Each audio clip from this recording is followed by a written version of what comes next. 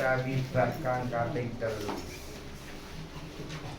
fi fadilatil bismillahirrahmanirrahim ing dalem nerangaken kautamane maca bismillahirrahmanirrahim. Kala dawuh sapa Nabi Kanjeng Nabi sallallahu alaihi wasallam. Mamin abdin ora ana utawi kawula. Mamin abdin ora ana utawi kawula. Yaqulu kang ngucap sapa abdun.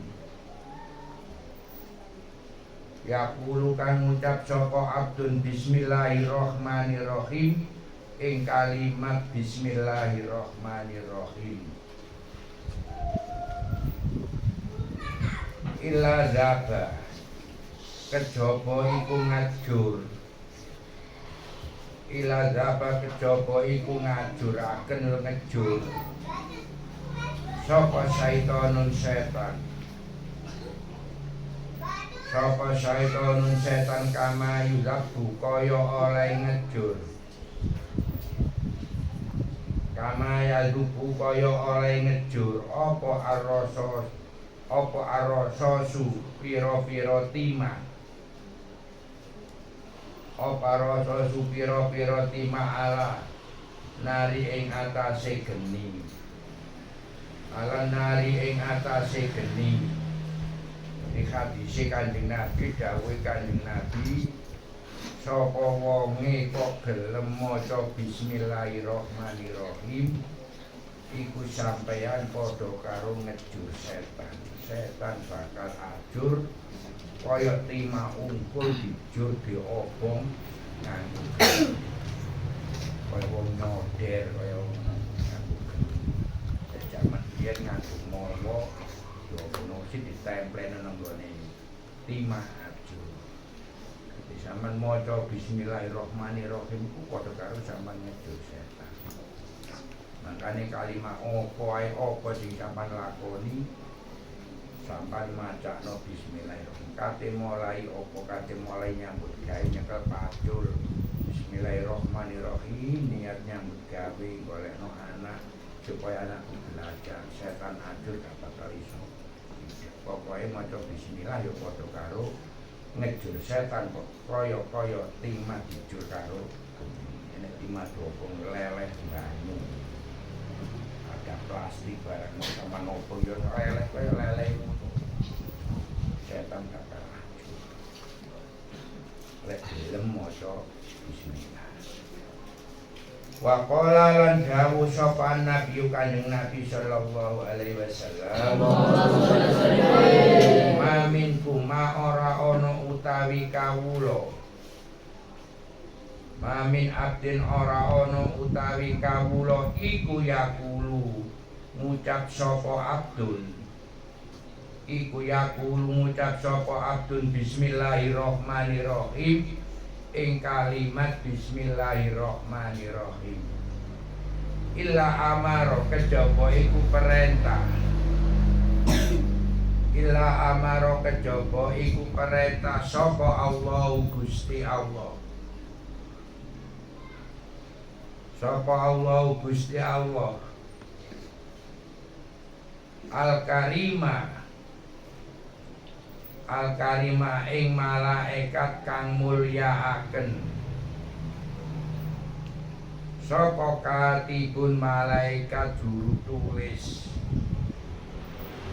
sapa katibun malaikat juru tulis diperintahno kongkon mulyakno malaikat sing bagian nulis.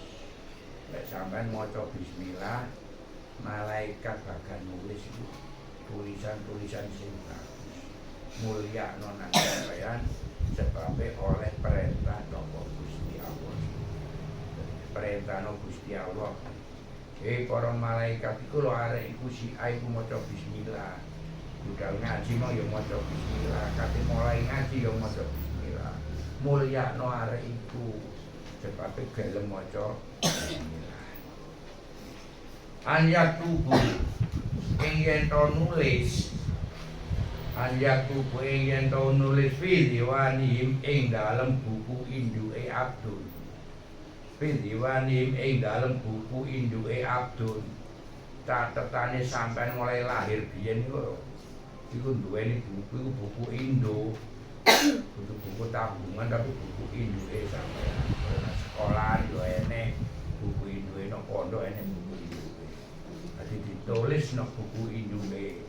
Ping pira arbaatin ing 400 arbaatin ing 400 apane hasanatin kebagusane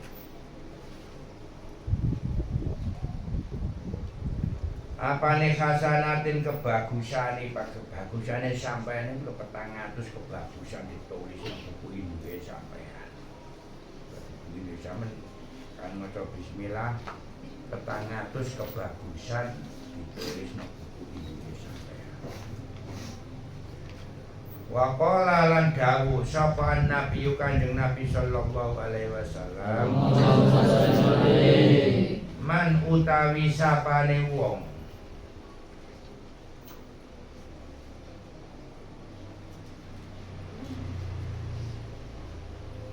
man utawi sapane wong iku kala ngucap sapa man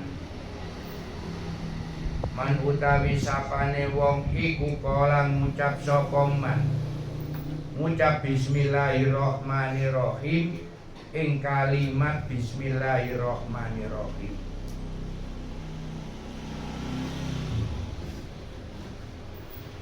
lam yakko mongko enek sing manane ora tetep ya kene utawa ora bisa ya kene. Lam yakko mongko ora bisa min dunubi saking pira-pira dosane man. Min dunubi saking pira-pira dosane man. Darrotin ing sak semut udak. Daroten ing sak semut udak. Bobote iku maksude bobote semut udak iku cowili kok. Iku bobote sakmono gak bakal dosane sampean kecathet kira-kira sak bobote semut udak. Apa semut ireng semut udak. Rumpono sak kresek kae kena ditimbang iku udak situ sak pira. Padha karo karepe sak cilik-cilik dosane sampeyan mesti bakal ilang. Sebabe sampeyan maca bismillah. Gak bakal ditulis sak bobote semut udak. Wa qala lan dawuh sapa Nabi Kanjeng Nabi sallallahu alaihi wasallam. Man utawi sapane wong man utawi sapane wong iku kataba nulis sapa man utawi sapane wong iku kataba nulis sapa nulis bismillahirrahmanirrahim ing kalimat bismillahirrahmanirrahim.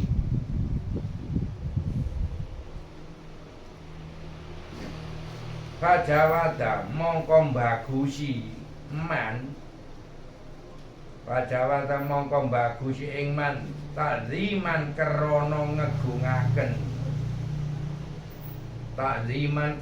ngegungaken lillahi ta'ala maring Gusti Allah ta'ala. Nulise sampeyan sarana umapi krana ngegungna nang Gusti Allah, krana mulyakno Gusti Allah. Tulisan bismillahirrahmanirrahim nulise niyate ngegungno asmane Gusti Allah. Lek gelem kaya ngono, gufira mongko den ngapura. Gufira mongko den ngapura lahu maring man. Gufira mongko den ngapura lahu maring man. Apa mabarang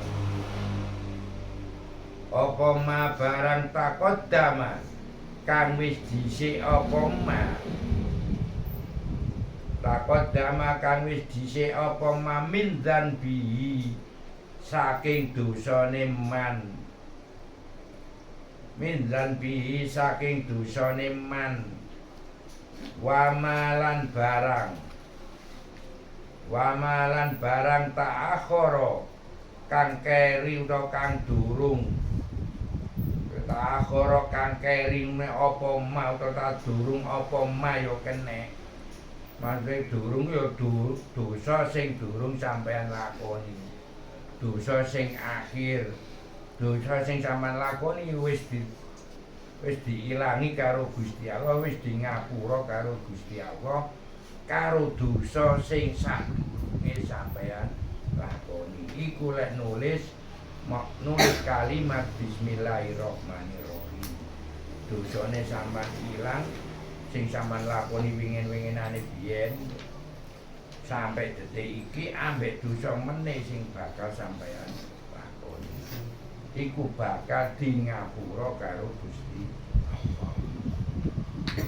wa qala lan dawuh sapa nabi Kanjeng Nabi sallallahu alaihi wasallam ila kada panalikane nulis sapa ahadukum salah suwiji sira kabeh ida kata nalikane nulis sapa ahadukum salah suwiji sira kabeh nulis bismillahirrahmanirrahim ing kalimat bismillahirrahmanirrahim Falyamudda mongko becik ndawakno sapa ahadukum Falyamudda mongko becik ndawakno sapa ahadukum ar-rahmani ing lafat rahmani Ati lafat ar-rahmana iku didawakno nulise didawakno dikai sida didawakno ar-rahmani dadi cedawa Waqala lan dawuh sapa Nabi Kanjeng Nabi sallallahu alaihi wasallam Innallaha sak temene Gusti Allah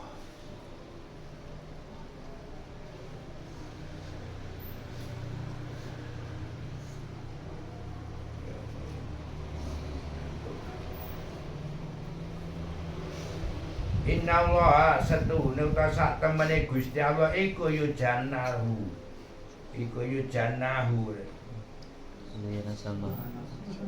Iki kate. Prene iki ngali Indonesia. Iku subhanahu khalimo suci Allah. Innallaha setuhune Gusti Allah subhanahu khalimo suci sapa Allah. Wa ta'ala lan maha luhur Allah.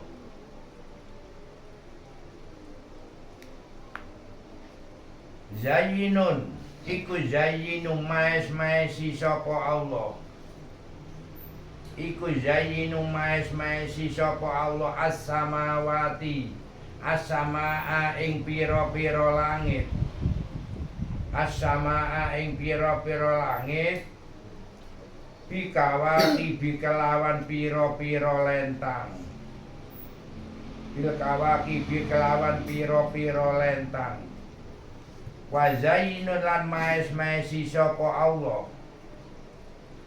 Wa zayyina lan maes-maesi sapa Allah al malaikatan ing malaikat.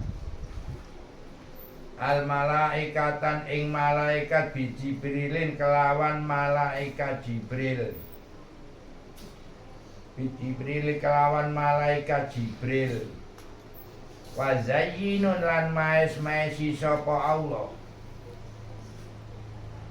Wa zayyina lan maes-maesi sapa Allah al jannata ing suwarga. Al jannata ing suwarga bil khurri kelawan widodari. Wal kusuri lan pira-pira gedung. Wal kusuri lan pira-pira gedung. Wa zayyinun lan maes-maesi sapa Allah. Wa zayyina lan maes-maesi sapa Allah anbiya'a ing pira-pira nabi. Anbiya'a ing pira-pira nabi bi Muhammadin kelawan Nabi Muhammad sallallahu alaihi wasallam. Wa zayyina lan maes-maesi sapa Allah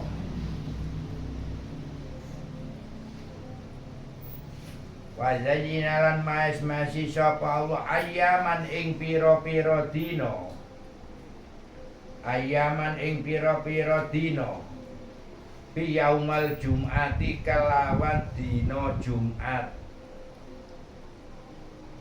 yaumal jum'ati kelawan dina Jumat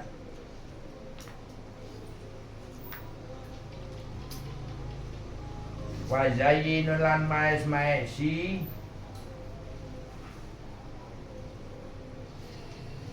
wa zayyinun lan maes-maesi sapa Allah yalin ing pira-pira wangen-wangen bilailatil qadari kelawan bengine Lailatul Qadar wa zayyinun lan maes-maesi asyahron ing wulan bisyahri Ramadhana kelawan wulan Ramadan wa zayyinun lan maes-maesi sapa Allah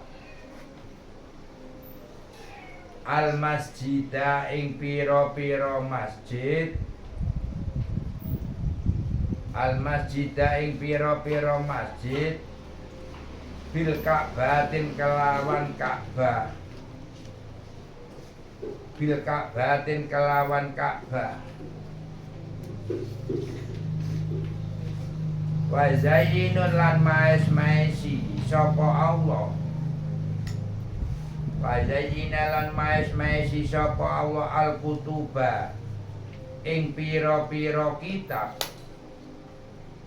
al-kutuba ing pira-pira kitab bil Qur'ani kelawan Qur'an bil Qur'ani kelawan Qur'an wa zayyinun lan maes-maesi sapa Allah wa zayyinun lan maes-maesi sapa Allah al-Qur'ana ing Qur'an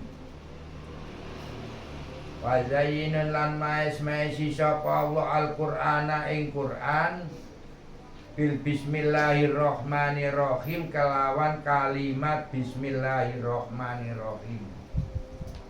Di kabeh ngarep iku paes-paesane Gusti Allah. Dikeki kaya pimpinane, lek pimpinane malaikat iku kaya malaikat Jibril sing maes-maesi malaikat Jibril. Liya-liyane saka wenceng wis gak enek. Dikongkon nyapu-nyapu tok bahkan gopun wis ngono tok. Lha paes-paesane malaikat iku malaikat Jibril. Lan paes-paesane swarga sampeyan bakal itu widodari. Lek widodari nang donya mau ngono kono gak enek lemu-lemu api-api ayu-ayu lagi. Iku paes-paesane swarga disampeyan. Lek swarga sing mapak gak enek wong lanang-lanang gak. Sing mapak nang swarga iku mesti bakal widodari. Ana wong wedok sapa ya wong wedok dadi widodari kabeh. Wong lanang sing widodari ne somo. Kan berbuat suatu jadi itu paes-paesane swarga sing mas-masi para nabi ya Nabi Muhammad dina Jumat dina biasa ngene iki paes-paesane iku dina sing dimulyakno karo Gusti Allah iku dina Jumat makane ene hadis nuduhno sapa kok mati malam Jumat utawa dina Jumat prei gak ditakoni malaikate mek ngrungokno selawate wong nang masjid-masjid. Gak ditakoni gak dikepung prei. Oleh dina Jumat. Kan dina Jumat itu kaya-kaya matine wong mati. Diwangi-wangi. Wis pokoke akeh wangi-wangine. Lah nek bulan Ramadan niki, makane bulan Ramadan iku ditikel-tikelno ganjarane sebabe paes-paesane bulan Ramadan. Karena masjid dipaes-paesi nganggo Ka'bah kono Mekah kono dipaes-paesi kene masjid-masjid kae pira-pira masjid. Madhepe Ka'bah kabeh.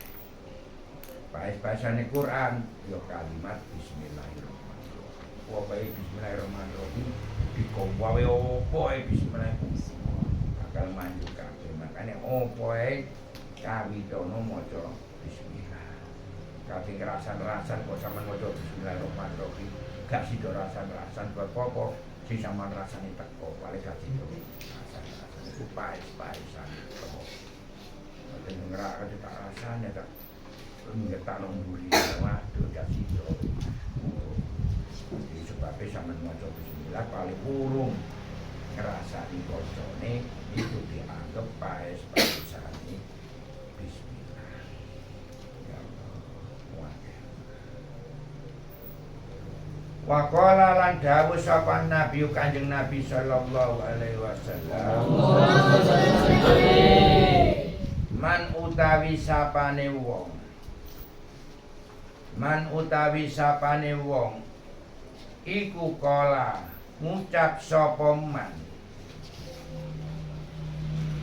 Iku kala ngucap sapa man bismillahirrahmanirrahim ing bismillahirrahmanirrahim. Kutiba mongko den tulis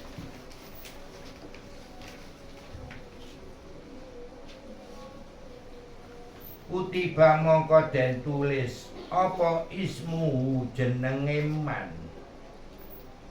Kutiba mongko den tulis apa ismu jenenge man. Ditulis minal abrori saking pira-pira lebaran yo kenek. Wal baroi lan bersih-bersih lan den bersihaken minal kufari saking kafir. Minal kufari saking kafir, saking wong kafir. Dilek maca bismillah sampeyan ditulis jenenge sampeyan bakal lebaran. Maksudnya lebaran itu prei gak bakal sampeyan dadi wong kafir.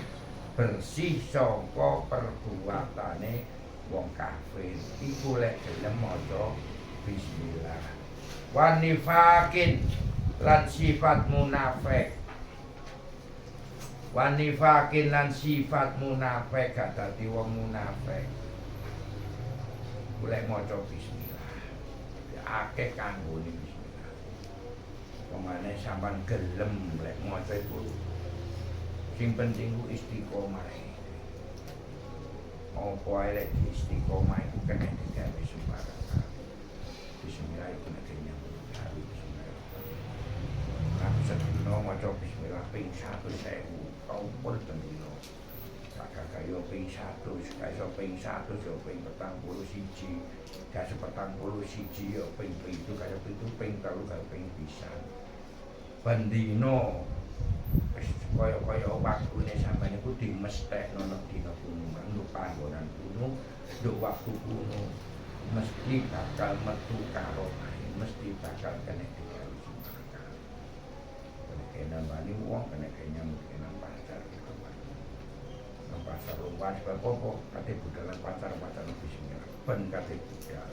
Kae nek lali mau bisa ngetokno karo. Iki lek wong Jawa iso ngetokno madu. Waca bismillah. Kayak sembarang kali. Wa qala lan dawuh sapa Nabi Kanjeng Nabi sallallahu alaihi wasallam. Man utawi sapane wong. Man utawi sapane wong iku kala ngucap sapa man. Iku kala ngucap sapa man bismillahirrahmanirrahim. Ing kalimat bismillahirrahmanirrahim.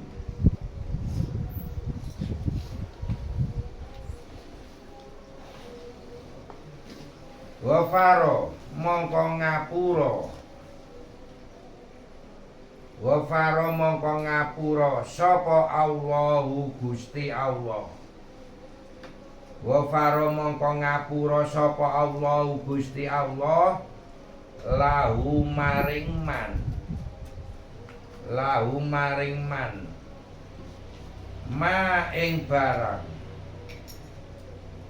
ma ing barang taqaddama kang wis dhisik apa ma ing barang taqaddama kang wis dhisik apa min dan bihi saking dosane man min dan bihi saking dosane man njaluk sepuro apa wae enak bismillahirrahmanirrahim dosane samane wingi-wingi wis sepuro kabeh maca bismillah tok iku dosane sampean sing dhisik wis rata kabeh pemane bismillahirrahmanirrahim bismillahirrahmanirrahim maca pisan tok dosane rata ditambah astagfirullahaladzim min kulli dzambin wa atubu ilaih dosane sampean lembut resik karep sak bobot semut udahe gaene timbangan iku gaene padahal nek maca bismillah setan ya jero kemana dia Waqala lan dawuh sapa Nabi Kanjeng Nabi sallallahu alaihi wasallam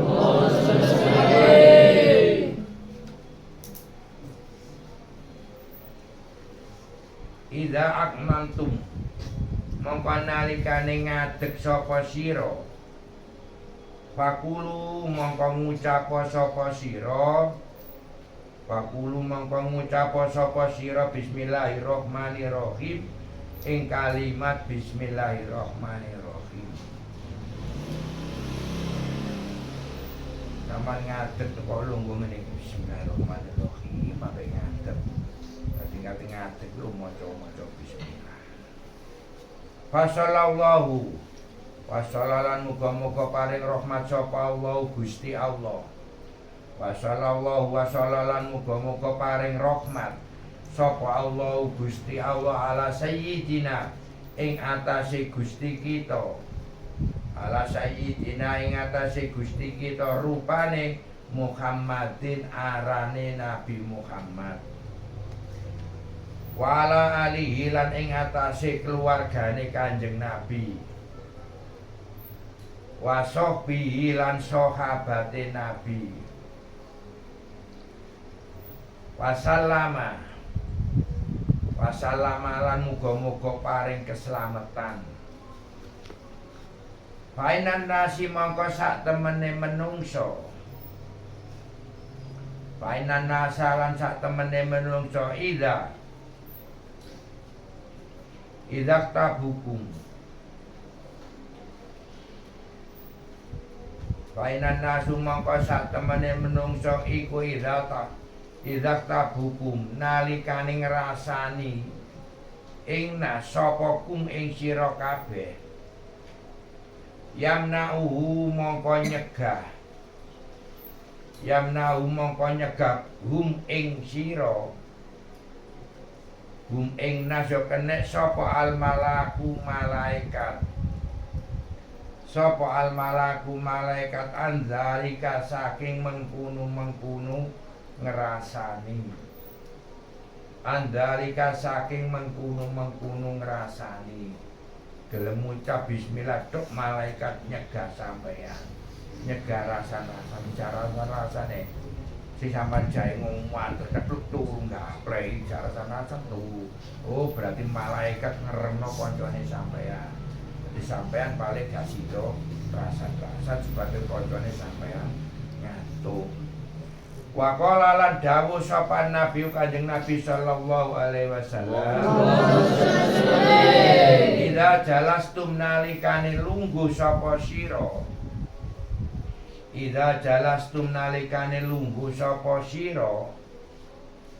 majalisan ing panggonan lungguh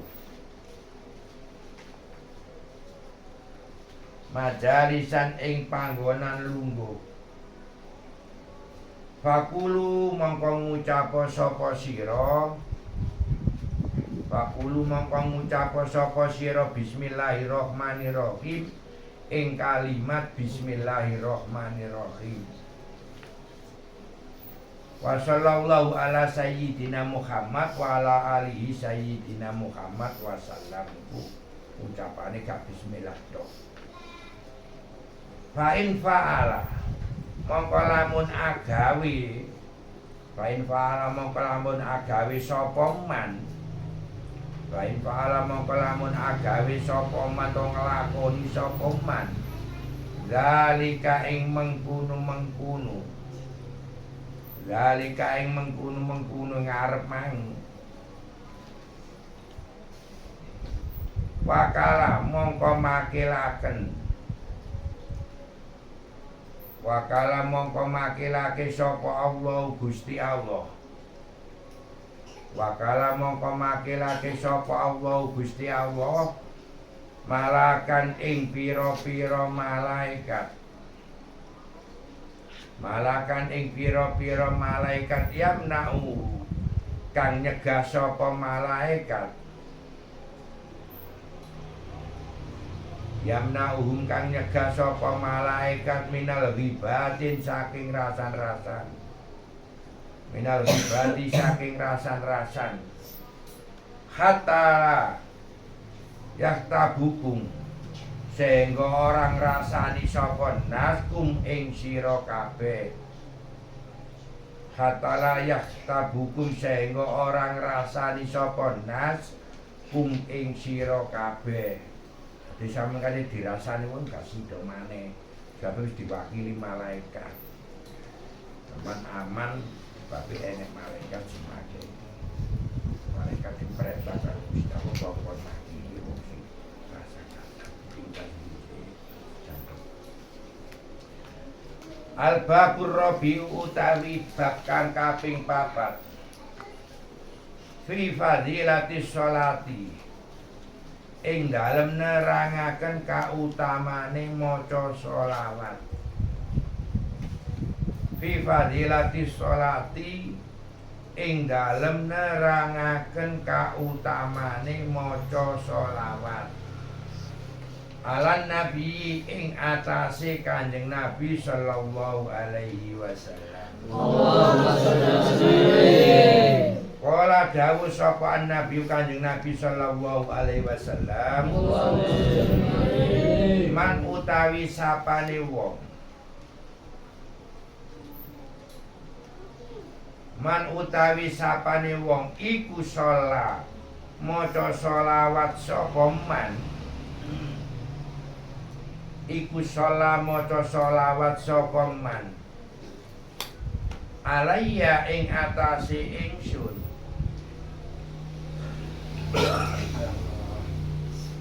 alayya ing atase ingsun wahidatan kelawan sepisan, to kelawan saambalan yo kenek, sepisan yo kenek, wahidatan kelawan sepisan, sholat mongko paring rahmat, sholat mongko paring rahmat sapa Allahu Gusti Allah, sholat mongko paring rahmat sapa Allah Gusti Allah alaihi ing atase man, alaihi ing atase man, asron ing 10, asron ing 10. Sampan maca sholawat sepisan, sampan balesane diparingi rahmat karo Gusti Allah 10. 10 ambalan, 10 kebagusan. Maca pisan tok Allahumma sholli ala sayyidina Muhammad ngono wis sampean itu balesane 10. Maca pisan balesane kaya maca pisan itu 10 ya.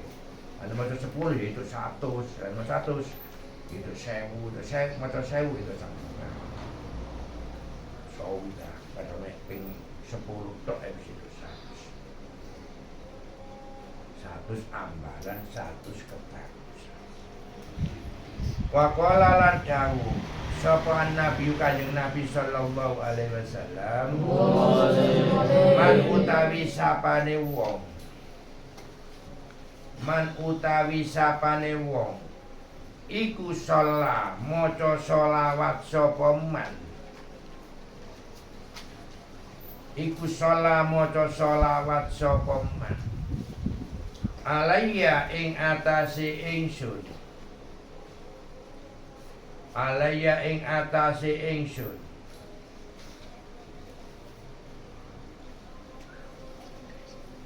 ping pira alafa marrotin kelawan 1000 ambalan alafa marrotin kelawan 1000 ambalan lam yamutu ora mati sapa man lam yamutu ora mati sapa man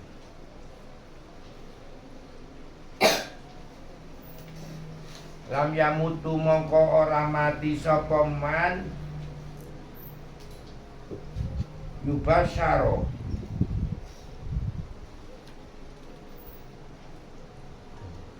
yubasyaro khalid den buang lahu keduwene man maksudnya den buang iku ora mati kejaba sampean matine dilebokno swarga dadi wis mesti mlebu swarga gak bakal liya-liyane iku darani den buang kejaba den buang lahu keduwene man bil jannati kelawan swarga mesti sampean bakal dibuang nang swarga ora dibuang nang neraka tapi dibuang ke swarga mestine ku dakhala mestine mlebu kok dibuang kan koyo elek temen den buang nang swarga kejaba sampean mlebu swarga lek maca ping 1000 saumure sampean ping 1000 ambalan wis mesti sampeyan bakal mlebu swarga gak mati-mati sampeyan sehingga sampeyan matine iso mlebu swarga pas mati pas nyolong wayang ngono gak sida mati mesti kepijak urip terus akhirnya sampeyan oleh tobat sembahyang terus paling iso mati-mati mlebu swarga asale gak sembahyang belas wis pokoke uripe mek ngrasani tok mek ngrusui tanggane rasa-rasa ngisi tanggane ngono tok ae wong gak mati-mati kejaba sampean matine bakal mlebu swarga jalarane sampean tobat ngono piye sing penting pokoke mlebu matine mlebu swarga lek ping 1000 ambalan wa qala lan dawuh sapa nabi Kanjeng Nabi sallallahu alaihi wasallam man utawi sapane wong iku sholat maca sholawat sapa man man utawi sapane wong iku sholat maca sholawat sapa man alayya ing atase ingsun alayya ing atase ingsun sholatal wahidatan kelawan sholawat sepisan sholatal wahidatan kelawan sholawat sepisan sholat mongko paring rahmat sapa Allah Gusti Allah sholat mongko paring rahmat sapa Allah Gusti Allah alaihi ing atase man alaihi ing atase man biha sebab sholawatul wahidah biya sebab sholawatul wahidah sholat sing sepisan mang asron ing 10 asron ing 10 waman lan sapane wong waman lan sapane wong sholat maca sholawat sapa man waman lan sapane wong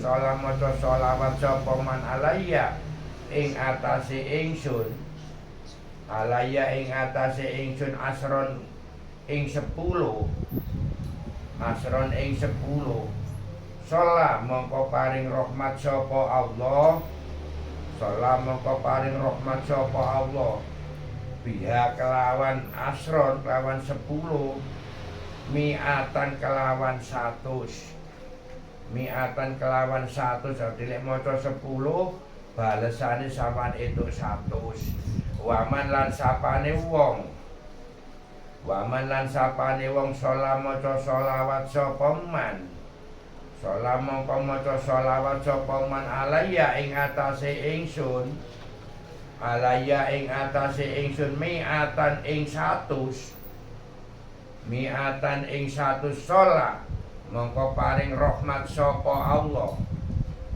sholat mongko paring rahmat sapa Allah Gusti Allah alaihi ing atase man alaihi ing atase man biha kelawan kuman mi'atun kelawan 100 alafan ing 1000 alafan ing 1000 berarti maca ping 100 itu 1000 lan nek waman lan sapane wong waman lan sapane wong sholat maca sholawat sapa man waman lan sapane wong sholat maca sholawat sapa man alaya ing atase ingsun alaya ing atase ingsun alafan ing 1000 alafan ing 1000 lek sampean maca ping 1000 lam tamsahu mongko ora kedemek sapa man lam tamsahu mongko ora kedemek sapa man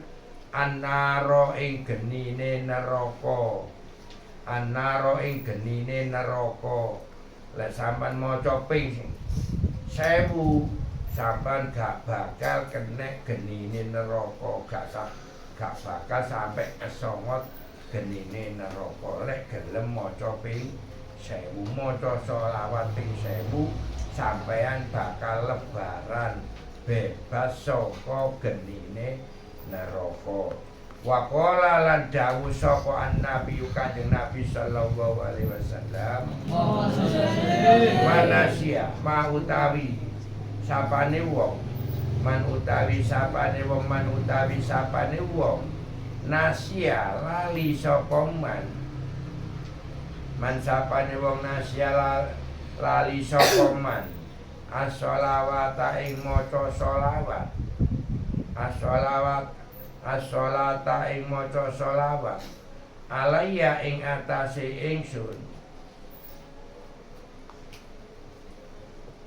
alaya ing atase ingsun fakot akhtau mongko temen-temen salah sapa man fakot akhtau mongko temen-temen salah sapa man salah tariqal jannati ing dalane swarga tariqal jannati ing dalane swarga sampean kok lali gak maca sholawat berarti sampean padha karo salah dalan kate mlebu swarga salat kaya apa zakat kaya apa sedekah sampean kaya apa kok gak gelem maca sholawat berarti sampean iku salah dalan tapi kanjeng Nabi ku dadi wasilahe sampean lantarane sampean lek diitung-itung temen ngono sampean mlebu swarga wis aduh banget waduh temen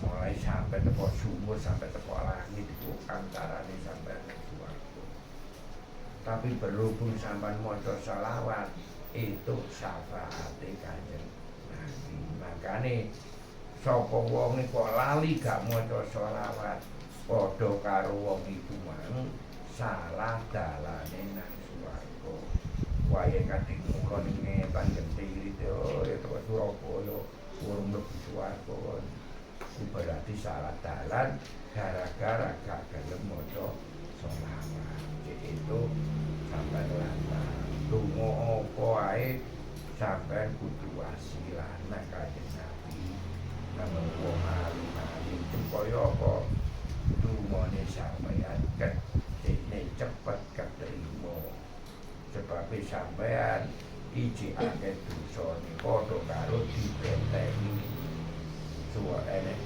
menurut benteng pun panggonane donga sampean gak maca sholawat nembus nang benteng kuat kok sampean maca sholawat disapani kanjeng Nabi paling iso dungane sampean cepet diijabahi lan sampean kaaling-alingan dosa kanjeng Nabi gak enek dosane dadi nepi ngene pangeran wis pangeran kok sampean kei arek iku sakno maca sholawat nang kowe sampe teler-teler kuwi wis kanjeng Nabi sing jalukno nang Gusti Allah iku diarani lantaran lek cara kasarane wasilah sampeyan dungane cinta waqala Nabi sallallahu alaihi wasallam